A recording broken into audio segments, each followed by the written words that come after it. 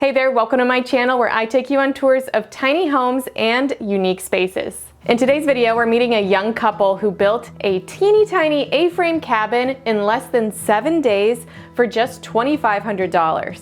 They're gonna take us on a tour of their A-frame, explain how they built it, and why it was important for them to have an off-grid escape.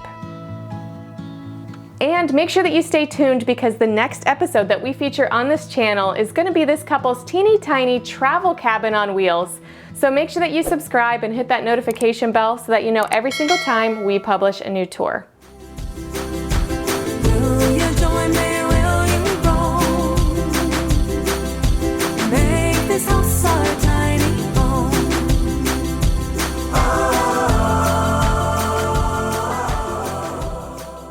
Hi, I'm Jack, And I'm Riley. and we built 2 tiny cabins here in Minnesota.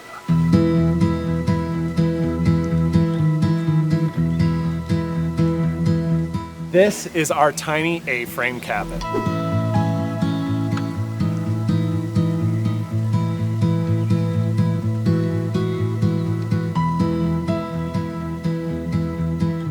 Riley and I got married about a year ago, and we met in California. When the pandemic hit, we both lost our jobs. And so living in a city like Los Angeles became just too expensive for us. We decided that we were gonna move back to my home state of Minnesota. I've always been a cabin lover. In fact, our family has had a cabin that was built in 1936 and it's been in our family ever since. I always knew that I wanted to build a cabin of my own. But living in Los Angeles, I didn't own land and I had no means to really do that. When we decided to move back here to Minnesota, I knew that that was my opportunity to really get started.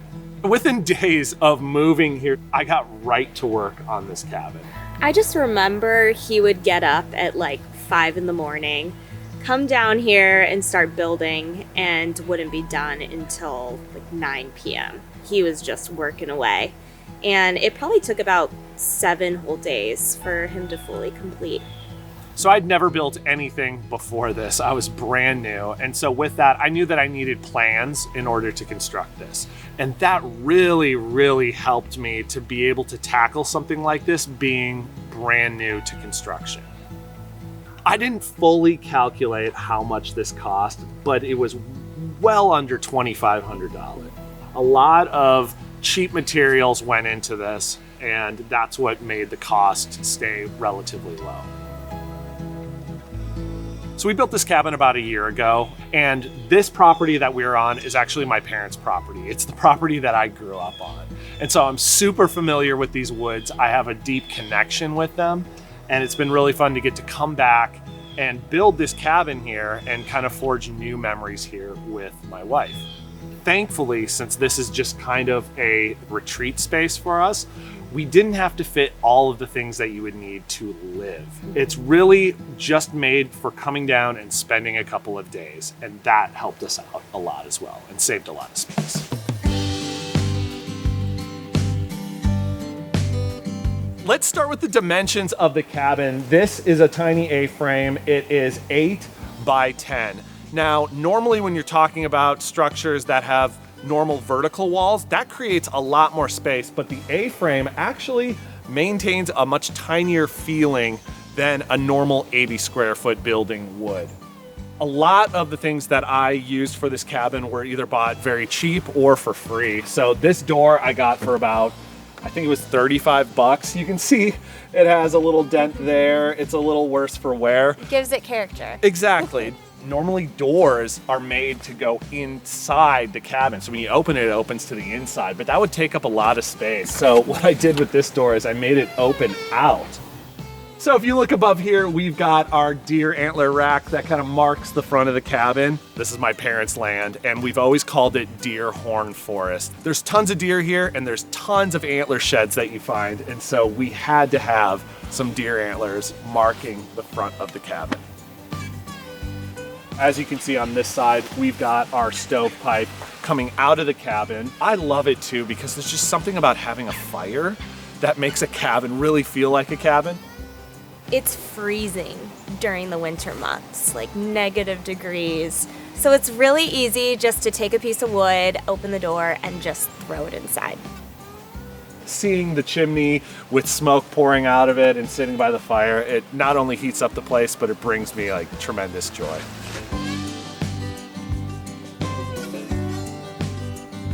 This bad boy right here. Okay. What is this, Rye? So this is our toilet. It's a bucket. It's a bucket, but it has a nice little toilet seat cut out right here. Now this isn't for everybody, and this took some time to get used to this, but I finally got there. And what you do is you stick a bag inside the toilet. Like a garbage bag. Like a garbage bag. It's really simple, and you just sit on it, and you know. For now, it works extremely well for us, and it's all you need, Yeah. honestly. Yeah. Love the bucket. All right, guys, let's take a look at the interior of the cabin. When I built this, I had a couple things that were a priority. Number one, I wanted to be able to sleep down here. So bed was imperative.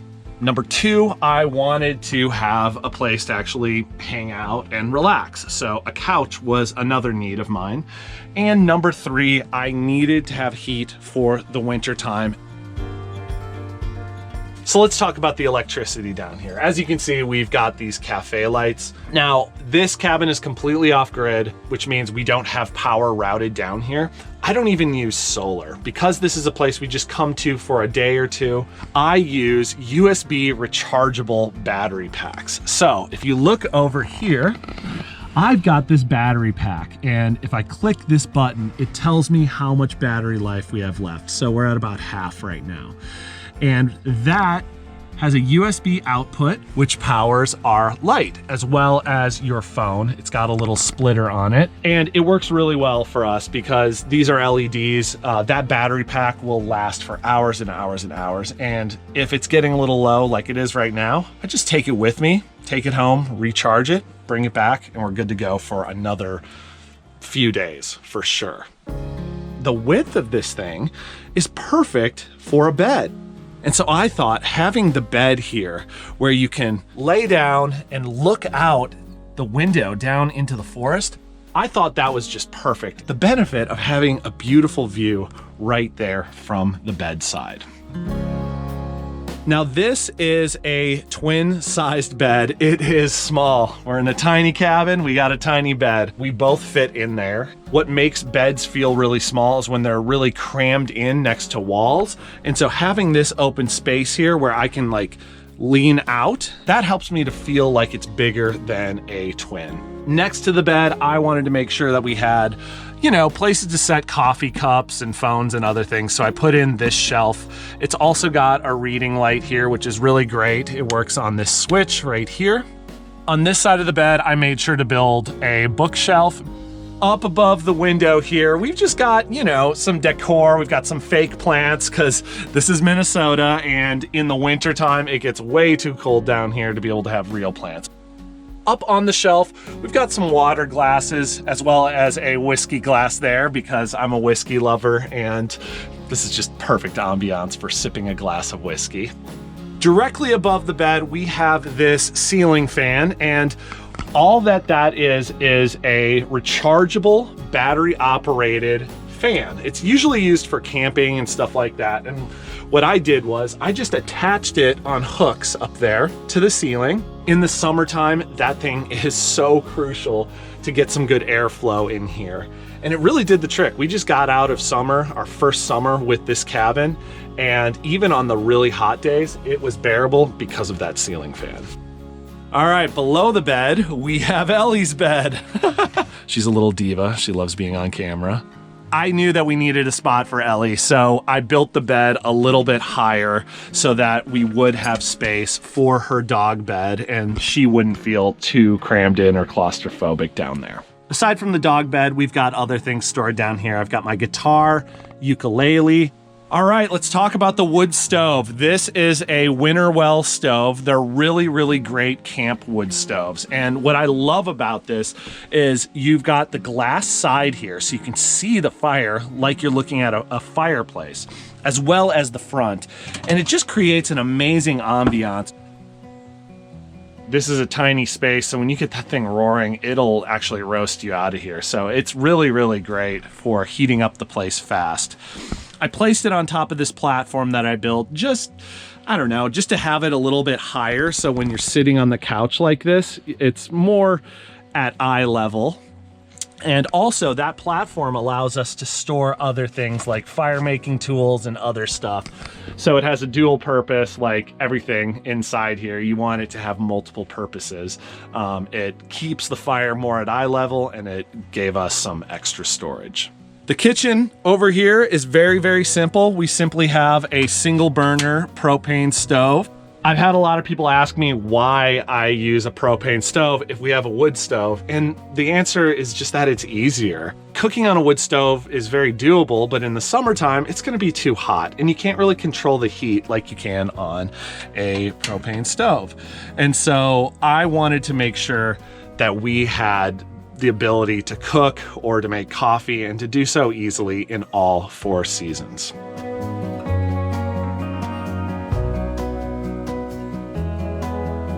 I also made this tiny little countertop that is at an angle here that allows you to just, like, you know, set your coffee cup when you're making coffee or any little food items that you need. And so that comes in handy. On this side, we keep our silverware, coffee filters. We've got a candle that I'll also bring out and set here and light. And down below, we have this amazing tiny cutting board. Look at this thing. It's so small, and it's perfect for our cabin. And so when that's not in use, I simply tuck it back in there and put our candle there for storage. On the wall here, we just have one pan for cooking. We've got one spatula. It's all we really need. Up above is where I keep our coffee. So I keep our coffee in this jar. And then down below are some more of just the nuts and bolts of the cabin. We keep our propane tank down here. We've got scissors and other tools, a dustpan and a little broom. And then I keep these little growlers here with water. That's the easiest way to bring water down right now. Someday I'd love to have a little well down here that we can pump, but for now we just haul in our water and it works well for us. So above the door here is our food pantry. I keep our coffee pot up here. I also keep whiskey up here. We've got our cooking oil, and then other snacks are just tucked behind there, as well as a candle and other little tools. We don't live out of this cabin. We just come down here to spend a night or a few nights, and so we don't need a ton of space for food. Generally speaking, food fits up there very nicely. On this side of the door, we just have like a hook for your jacket, other decor, as well as some of our safety features. We've got a carbon monoxide detector. We have a thermometer in here. It's pretty chilly in here right now. And then behind the couch, we have a fire extinguisher, just to make sure we've got everything we need if, you know, things got a little out of control down here. All right, here's the couch. It's a very simple couch. It's just a little love seat. I put this old comforter sheet over it because the original color of it is this like blue color, and it didn't really fit well with the ambiance and the vibe we wanted down here. I got this thing for free, and so beggars can't be choosers. It certainly serves its purpose well. It's very comfortable. You can either sit here and look at the fire, or, especially in the summer months, you can lounge like this and be able to look outside at the beautiful view. That is the interior of the cabin. It's simple, but as you can see, it really has everything that we need. And it's pretty amazing how much you can fit into a small space like that. A lot of people have asked why we built such a small cabin, and honestly, building small was just the necessity of not having much money to spend on building a cabin. I knew we needed a space where we could really get away and sort of just soak in nature. And a space away from home. It feels very therapeutic. It kind of helps you to pause and reflect. So that's what it's been like for me.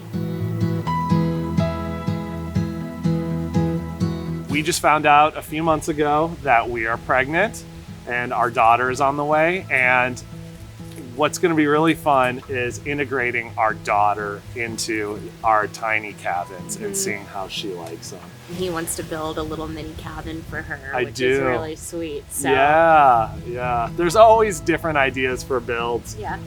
So yeah, there's more things cooking, that's for sure. Thanks for watching this week's episode. Make sure that you tune back in soon for episode 2, which features this couple's teeny tiny travel cabin on wheels, which they built for even less money and in less time.